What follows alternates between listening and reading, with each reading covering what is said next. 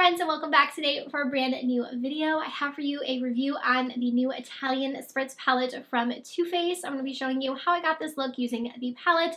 We'll also show swatches and go into some of the details on this one and all over my thoughts on it. So if that sounds good, let's go ahead now and get started. So getting into the palette, this is brand new from Too Faced. It is now available, so I will have links to it down below, but it is a tin palette. I was very excited to see them going back into their tin palettes. I know we haven't had one now in a minute because even their fall release was not in the tin packaging, and there's just something about these tin palettes that I feel like have all over a better quality to them sometimes than the other palettes. So I was very excited to see this one, and I was very intrigued with it because of the color story. To me, this is something very bright and vibrant for Too Faced. They don't always do palettes like this.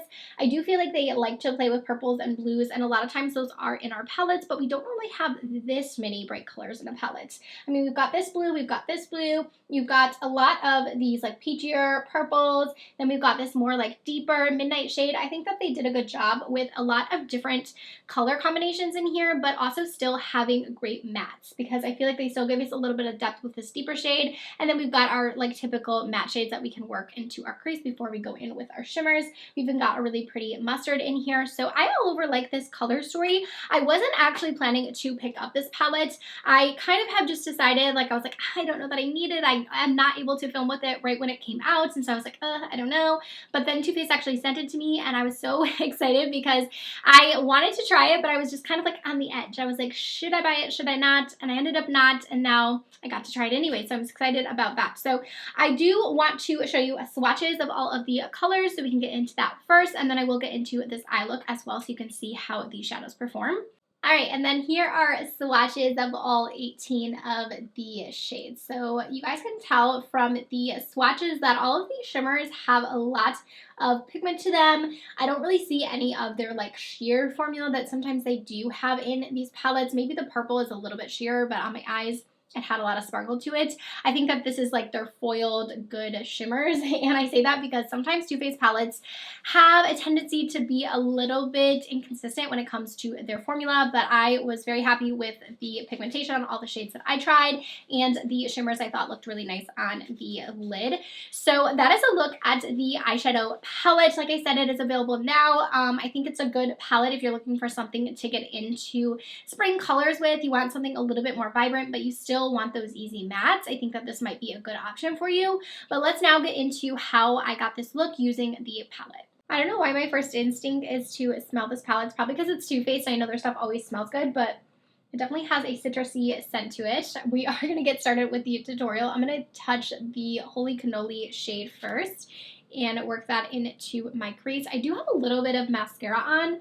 I've already been out and about this morning, and I just did like a very light makeup, but I knew I wanted to play with this palette when I got home, so I didn't do any eyeshadow, so just mascara, but we can work around that. So I'm just going to take this shade first into my crease. I did just use my Kaleidos eye prep for this look, so far that shade is just laying down fine. I feel like this type of shade doesn't always show up a ton on me. You can tell it's like a shade darker than my lid, so you can see it a little bit, but just get something going as a base. Next, let's go into the shade Lake and Bake right here, right below that one, and we will apply that also in the crease as well. Just kind of start to build up a little bit of definition here. I can tell right away that this is their good matte formula. I know that this sounds bad, but sometimes Too Faced's palettes are a little inconsistent. I never know. So just based upon even touching these two like shades, I know that this is their nice matte formula. It's not like the crumbly ones that they put inside of their holiday palettes. It feels like it's their good matte formula. So there's that shade right there, added a little bit of depth. I think I want to go into this one. I love this type of shade. I think it's so cute. So we're going to grab that one next. This is the Impostable, I think is what that is. I'm just keeping with the same brush for now, and I'm just going to bring this right into that crease, right with the other shades. That is so pretty. I love those type of colors. So far, so good. I am impressed with the mattes. Let's deepen it up even further. Let's get into this one right here and use that on the crease. I think for that I am going to grab a little bit of a smaller brush.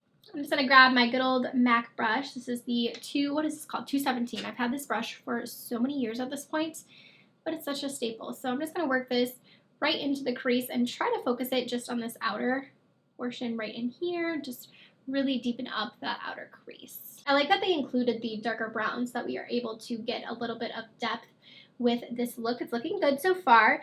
I'm kind of thinking I want to bring in a little bit of this plum color just to try it out. So let's do that one. That one is called Mamma Mia, and bring that in the crease as well. Just keep it low as well. So just kind of tap it, get the most of the color down, and then I'll start to blend it in a little bit. Notice where I'm holding my brush kind of here in the middle. I feel like brush placement is so helpful once you realize that like the amount of pressure that you apply to your brush can make all of the difference. I feel like once I learned that, it really has changed the way that I do my eyeshadow. Like if you want barely any pressure, you would hold it at the end and it will give you really light pressure.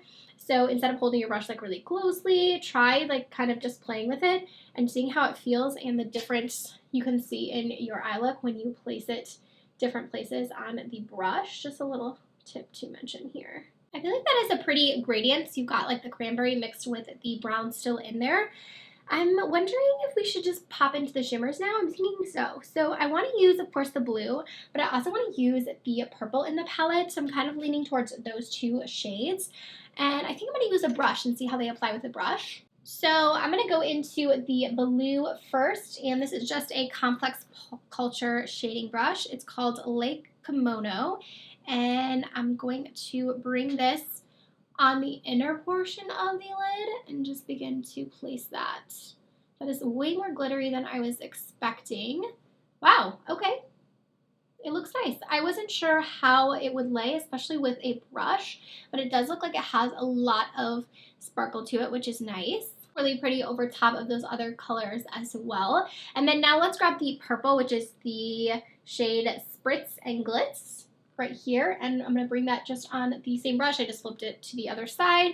And this one I'm going to put on this second portion of the lid right in here. And that one looks to have a lot of sparkle to it too. Okay, Too Faced, I'm glad that they have these super sparkly shimmery shades in here because I sometimes am not the biggest fan of their shimmers. Sometimes I kind of feel like they can be a little bit dry. So very excited to see some impactful shimmers in here. That is really pretty. Okay, that is cute. This is like mermaid vibes. I was thinking I wanted to add an additional shade like here on the outer portion, but I don't think we need it, to be honest. Maybe, I'm afraid if I do that, it's gonna get like too out of control. So let me just go back in with this brush that I was using and just kind of blend those shades a little bit without disrupting them too much. Let's do something fun for the lower lash line. I'm gonna use this gold shade right here. This is the Grandpa Don't Peach shade. And I'm going to use this on the lower lash line just so we can try it out and see how it looks. It is a shimmer, so it's not going to give us too much, but a little bit of something sparkly under there. Definitely has a lot of sparkle to it as well, like the other two shimmers we got to use. And then I am going to grab some of the mattes. I'm going to grab probably this one here in the middle and then probably this deeper shade as well, and just place those down there as well. And then I'm kind of feeling a brighter inner corner, and I am going to apply this to my inner corner. This is from NYX. It's just their jumbo pencil in the shade Milk. More or less using that as a base, I'm going to go in with the blue now and just tap that right over top because I want a little bit of pop there. But I feel like if I applied the blue on its own, it wouldn't really stick. So we're just going to use that as our little base. I almost feel like I liked that better with the NYX pencil, so I'm going to grab this white matte here in the corner and just place that right over top and see if I can't lighten that a little bit because I did think it looked a little bit better when it was a little bit brighter. And I am just going to take that eye pencil and also run it through my waterline. And then for mascara, I'm just going to use the Level Up from ColourPop. I already have the L'Oreal Telescopic on my lashes right now, so I'm going to kind of just layer this just to freshen it up a little bit. And here is our finished eye look after mascara. You guys will have to let me know what you think of it down below, but I'm really pleasantly surprised with this palette.